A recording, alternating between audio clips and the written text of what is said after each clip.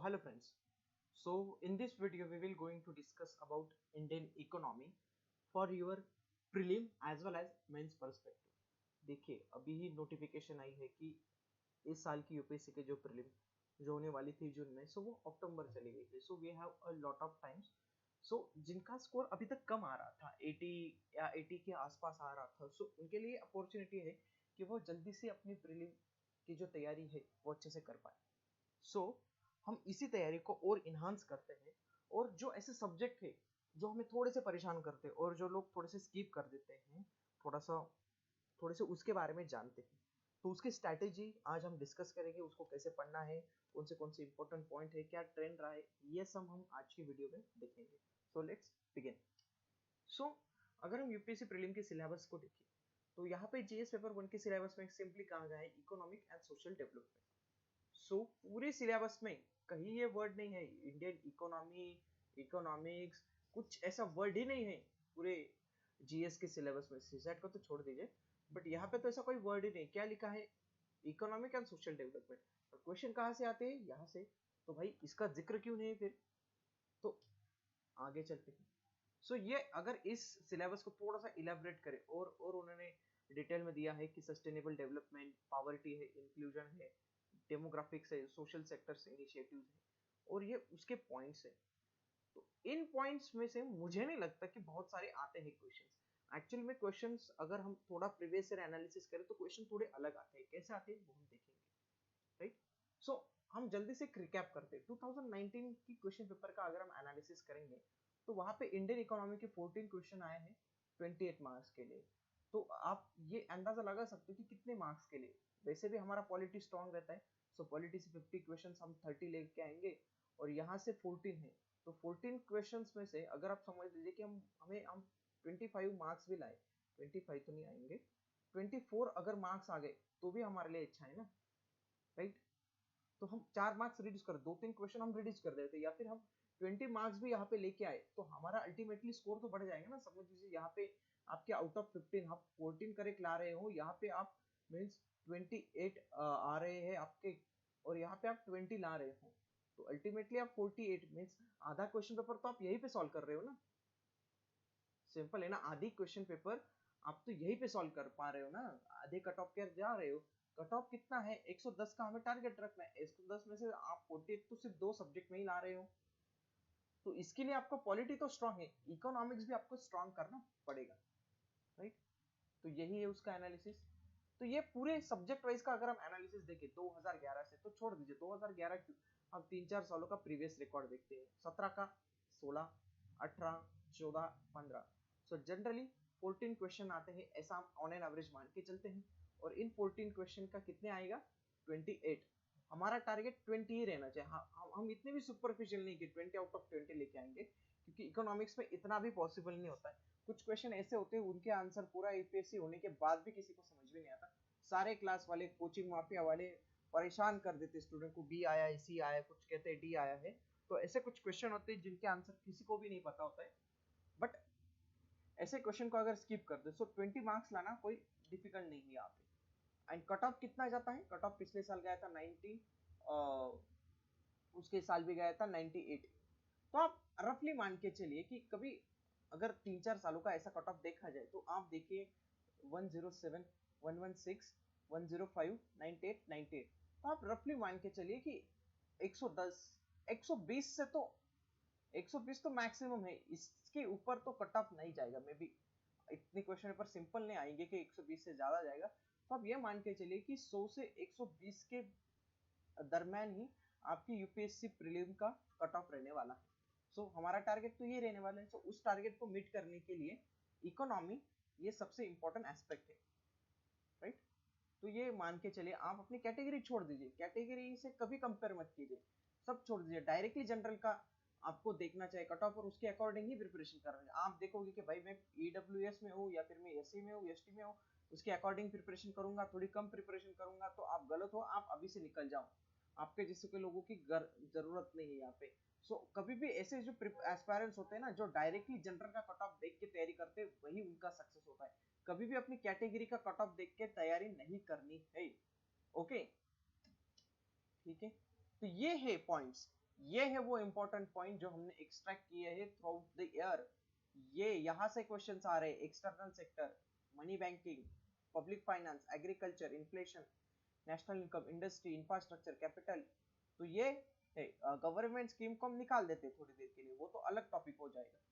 तो आप देखिए इसमें से ही ज्यादातर से मार्क्स आ रहे हैं ना, ये मार्क्स है, क्वेश्चन नहीं है, ये मार्क्स है। देखिए एक्सटर्नल सेक्टर से 8, 6, 3।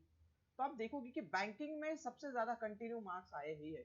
सो banking is one of the most important topic. So ऐसे ही जो इंपॉर्टेंट टॉपिक्स है वो मैंने एक्सट्रैक्ट करके रखे हैं, वो मैं आपको वीडियो को थोड़े से लास्ट में दे दूंगा। तो ये है प्रीलिम के लिए स्ट्रैटेजी। ये टॉपिक आप अच्छे से कर लीजिए प्रीलिम्स के लिए। इसके अकॉर्डिंग आपके पास जो भी बुक होगी, जो भी स्टडी रिसोर्सेस होगा, उनको आप अच्छे से रिवाइज कर लीजिए। फिर आपका ये जो इंडियन इकोनॉमी वाला पोर्शन है ना, वो अच्छे से कवर हो जाएगा। देन चलते हैं मेंस के लिए। मेंस के लिए पेपर 4 जीएस पेपर 3, उसमें आता है एक सब्जेक्ट इकोनॉमिक डेवलपमेंट, राइट। तो इसके लिए हमें इंडियन इकोनॉमी पढ़नी पड़ती है, राइट। तो हमें पता ही है 250 मार्क्स का पूरा पेपर होता है, 20 क्वेश्चंस आते हैं, राइट। 10 क्वेश्चन 150 के लिए, 15 क्वेश्चन 250 के लिए। तो ये तो सिर्फ जनरल है, ये तो बताने की कोई जरूरत नहीं। या ये जरूरी है कि इकोनॉमी में से कितने आते हैं, क्योंकि अगर आप देखोगे भाई कितने सब्जेक्ट है, एक टेक्नोलॉजी, 2 इकोनॉमिक डेवलपमेंट, 3 बायोडाइवर्सिटी, 4, 5, 6, अरे 6 सब्जेक्ट है एक ही सब्जेक्ट में, तो एक ही पेपर में। तो सो इकोनॉमी से कितने पूछे जाते हैं, तो इकोनॉमी से 50 क्वेश्चन लगातार आए हैं। मींस आउट ऑफ 250, 50 मार्क्स का तो यही आया है, राइट। तो इसीलिए ये इंपॉर्टेंट हो जाता है, और इसमें भी स्कोर करना थोड़ा डिफिकल्ट हो जाता है, तो इसीलिए जीएस पेपर 3 के लिए होना चाहिए। तो यूपीएससी टॉपर 2018 की ये मेरे पास एक मार्कशीट है, तो उसको भी मैक्सिमम आउट ऑफ 250 उसके आए थे 117। तो देख लीजिए ये पेपर इतना भी सिंपल नहीं होता है, ये एक्चुअल में जेसी पेपर इतने भी सिंपल नहीं होते। तो हार्डली 120 का ही टॉपर होता है। तो अरे वो तो टॉपर है, टॉपर के 120, हम जैसे गरीब लोगों के कितने आएंगे? हम जैसे गरीब लोगों के 95, 100, या फिर 90 से 100 भी अगर हमने क्रॉस कर लिया तो भी हमारे लिए बहुत बड़ी बात है। ये है पिछले साल 2019 के प्रदीप सिंह की मार्कशीट, तो उनको भी 101 ही आए, मीन्स 101 ही आए। हम जैसे गरीब लोगों को तो इसी रेंज में रहना पड़ेगा, राइट। तभी हम ये यूपीएससी वाला जो है वो क्रैक कर सकते हैं। और जिनको सिर्फ आईएएस ही बनना है, राइट, अभिलाष की तरह सिर्फ गाड़ी में ही घूमना है, तो उनके लिए तो फिर ये पेपर और भी ज्यादा इंपॉर्टेंट हो जाता है। तो कौन कौन सी बुक लिस्ट हमें फॉलो करनी चाहिए? अगर आप किसी पुराने प्लेयर से पूछोगे, राइट, ब्रायन लारा से पूछोगे, क्रिकेट के ब्रायन लारा और यूपीएससी के ब्रायन लारा, उनसे पूछेंगे तो वो बोलेंगे कि हर बुक ही पढ़ डालो, क्योंकि उनको ही समझ में नहीं आया अभी तक। तो first of all start with NCERT. NCERT पढ़नी है आपको 11th 12th की।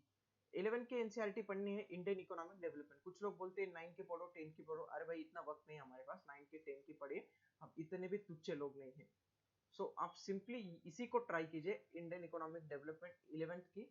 एंड 12 की दो आती है एक्चुअली में, एक है micro, MIC, and MACRO, macro. So ये MACRO वाली पढ़नी है आपको, ओके, राइट। हाँ, इसमें कुछ ज्यादा ही मटेरियल दिया है, इतना कुछ पढ़ना नहीं, सिर्फ एक बार पढ़ के इनको छोड़ दो, ओके। सेकंड, एक तो एक होना चाहिए रेफरेंस बुक। तो ये आपके लिए एक रेफरेंस बुक का काम करेगी। तो आपके पास दो चॉइसेस है, either go to Ramesh Singh, either go to Shriram IAS Indian economy notes, okay. दोनों अच्छी बुक है, तो दोनों में से कौन से रेफर करना वो एक चैलेंजिंग काम रहता है, तो वो भी मैं आपको बताता हूँ। मैं पर्सनली खुद रमेश सिंह यूज करता हूँ, बट मैंने बहुत सारे टॉपर से इनके बारे में सुना है।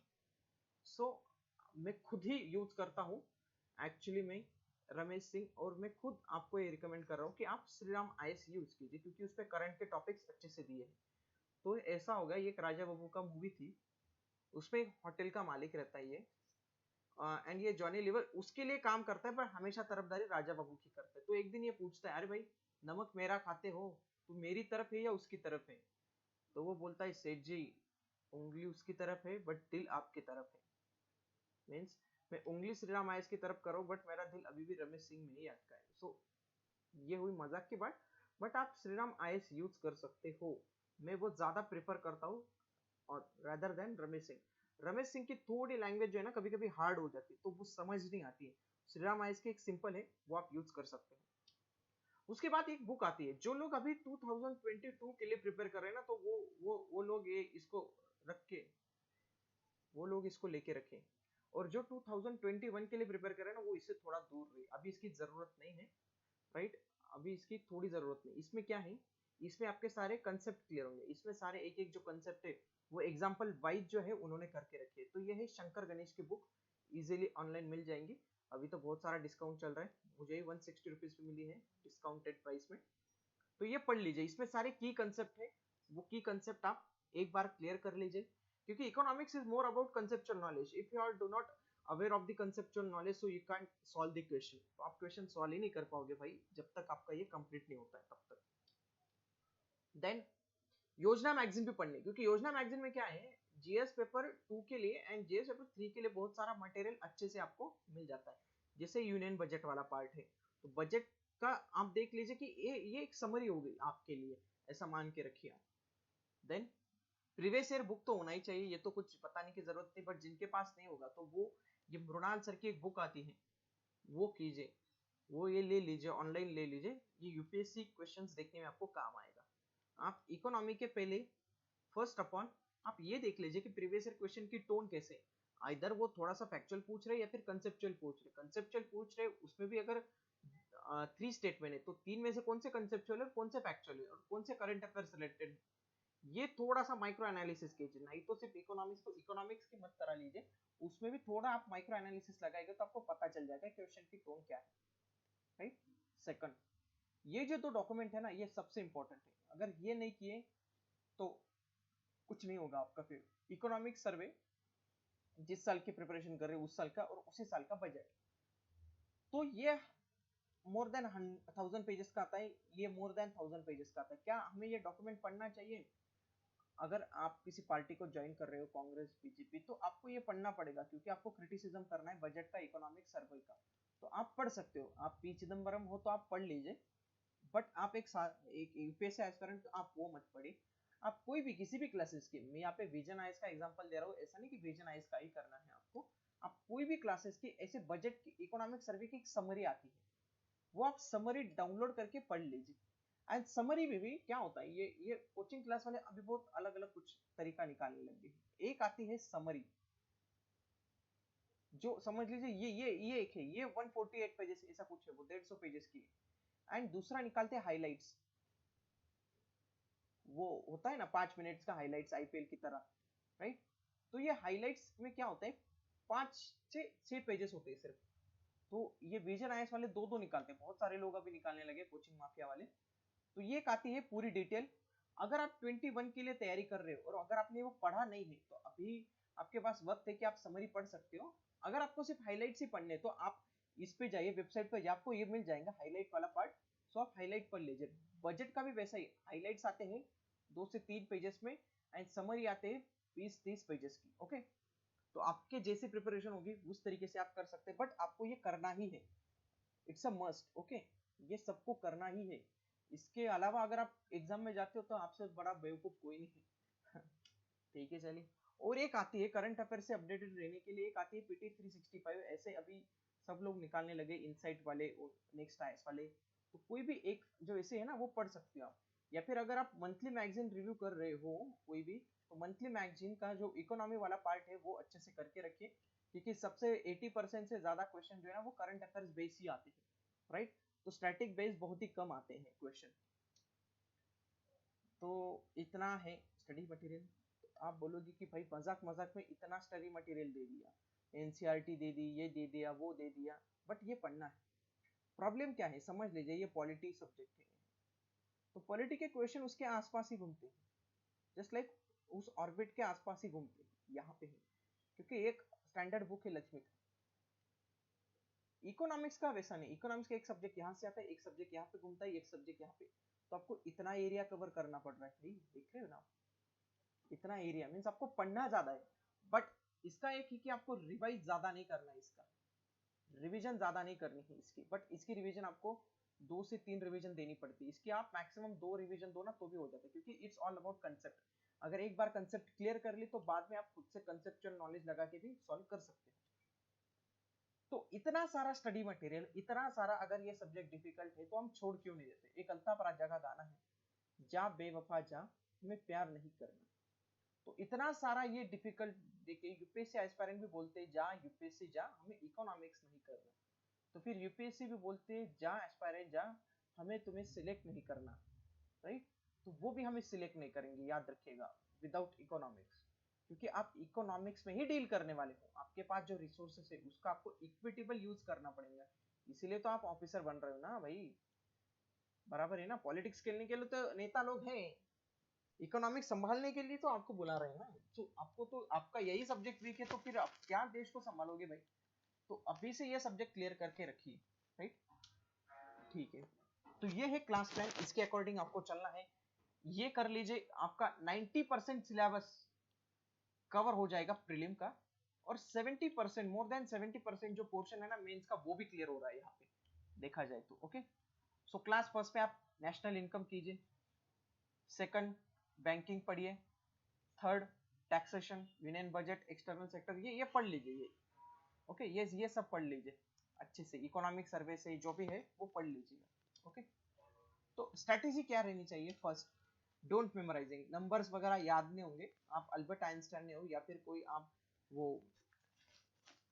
कोई महान शख्सियत नहीं हो, तो ट्राई मत कीजिए कुछ याद करने का, क्योंकि मेमोराइज नहीं कर पाते। Then focus on conceptual knowledge, एक एक कंसेप्ट अच्छे से समझ लीजिए, कंसेप्ट समझ लिया तो बाद में रिवीजन करने की भी जरूरत नहीं। देन अपने आप को खुद से करंट अफेयर से अपडेट रखिए, क्योंकि करंट अफेयर्स में ही बहुत सारे टर्म्स आते हैं अलग अलग, जिनसे हम इकोनॉमिक और अच्छे से सीख सकते हैं। मुझे आज भी इकोनॉमिक के बारे में फुल नहीं पता, मैं आज भी इकोनॉमिक का एज अ स्टूडेंट ही बिहेवियर करता हूँ। उसके बाद है follow less but reliable resources, ऐसा नहीं करना है कि सारे विधायक खरीद लेने हैं।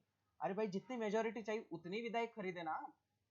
200 की असेंबली है और आपने 200 के 200 खरीद लिए, अरे 200 की जरूरत ही नहीं सरकार बनाने के लिए, सरकार बनाने के लिए 110 ही ले लीजिए। तो मेरा कहना यही है कि follow less but reliable resources, कम लेने हैं बट वो रिलायबल रिसोर्सेस है। कौन कौन से रिलायबल रिसोर्सेस है वो मैंने बता दिया। ओके, तो आप अभी मैं 3 मैजिकल वर्ड बताता हूँ आपको, go and study and crack the UPSC. तो आपके पास अक्टूबर 10 तक का समय है, और इस बीच किसी को भी कुछ परेशानी आई यूपीएससी प्रीलिम से रिलेटेड, राइट, तो वो मुझे कांटेक्ट कर सकता है, मेरा ईमेल डिस्क्रिप्शन में है, so you can contact with me, so I will solve you your all queries. Okay, so we will meet in next class. Okay, bye guys.